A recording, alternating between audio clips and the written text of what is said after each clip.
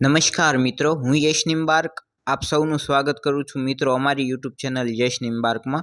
મિત્રો આજના આપણા વિડીયોમાં આપણે જોવા જઈ રહ્યા છીએ મીન રાશિનું આવનારા જૂન મહિનાનું રાશિ ભવિષ્ય। પણ મિત્રો જો આપ અમારી યુટ્યુબ ચેનલ યશ નિમ્બાર્ક પર નવા હો તો અમારી ચેનલને ફટાફટ સબસ્ક્રાઇબ કરી દો અને બેલ આઇકનને ઓલ ઉપર સેટ કરી દો, જેથી આપને આવનારા અમારા હરેક વિડીયોના નોટિફિકેશન મળતા રહે। તથા મિત્રો જો આપને અમારું આજનું આ વિડીયો ગમે તો અમારા વિડીયોને લાઇક કરજો અને વધારેમાં વધારે શેર કરજો। તો ચાલો શરૂ કરીએ આપણું આજનું આ વિડીયો મીન રાશિનું આવનારા જૂન મહિનાનું રાશિ ભવિષ્ય। તો આ મહિનો મીન રાશિના લોકો માટે ઘણી હદ સુધી અનુકૂળ રહેવાની સંભાવનાઓ દેખાઈ રહી છે, પરંતુ આ મહિને તમારે તમારા ખર્ચને લઈને બહુ વધારે સમજદારી દેખાડવી પડશે, કારણ કે ખર્ચ તમને બહુ વધારે પરેશાની દેવાના છે। કારકિર્દીના દ્રષ્ટિકોણથી આ મહિનો ઠીકઠાક રહેવાની સંભાવનાઓ દેખાઈ રહી છે।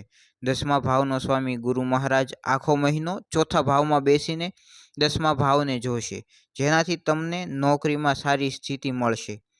તથા જો વિદ્યાર્થી ભાઈઓની વાત કરીએ તો તમારે કઠિન ચુનૌતીઓનો સામનો કરવા માટે તૈયાર રહેવું પડશે। આ મહિનો જો આપના પારિવારિક જીવનની વાત કરીએ, મીન રાશિના જાતકો માટે પારિવારિક દ્રષ્ટિકોણથી, પારિવારિક જીવનના દ્રષ્ટિકોણથી આ મહિનો અનુકૂળ રહેવાની સંભાવનાઓ દેખાઈ રહી છે। ચોથા ભાવનો સ્વામી બુધ મહારાજ મહિનાની શરૂઆતમાં ત્રીજા ભાવમાં સૂર્યની સાથે સ્થિત થઈને બુધાદિત્ય યોગ બનાવશે। તે આપને કુટુંબ પરિવારમાં ખાસ કરીને અનુકૂળ પરિણામો આપશે અને આપના પારિવારિક જીવનમાં સુખ સુવિધાઓ આપની વધારી શકે છે। તથા જો આપના પ્રેમ સંબંધની વાત કરીએ, જો આપ કોઈ પ્રેમ સંબંધમાં છો તો આપના પ્રેમ સંબંધમાં આ મહિનો કઠિન ચુનૌતીઓથી ભરેલો રહેવાની સંભાવનાઓ છે।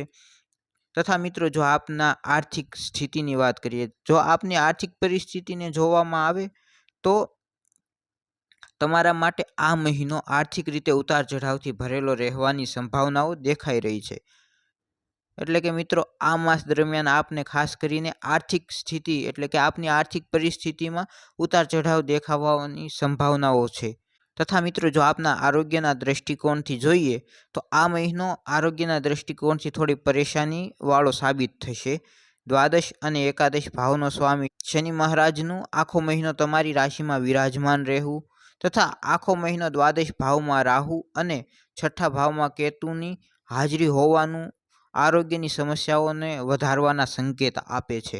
એટલે કે મિત્રો આ માસ દરમિયાન રાહુ, કેતુ અને શનિ મહારાજની જે સ્થિતિ છે તે આપના આરોગ્યને થોડોક આરોગ્ય બાબતે આપને સમસ્યાઓ વધારવાના સંકેત આપી રહ્યા છે।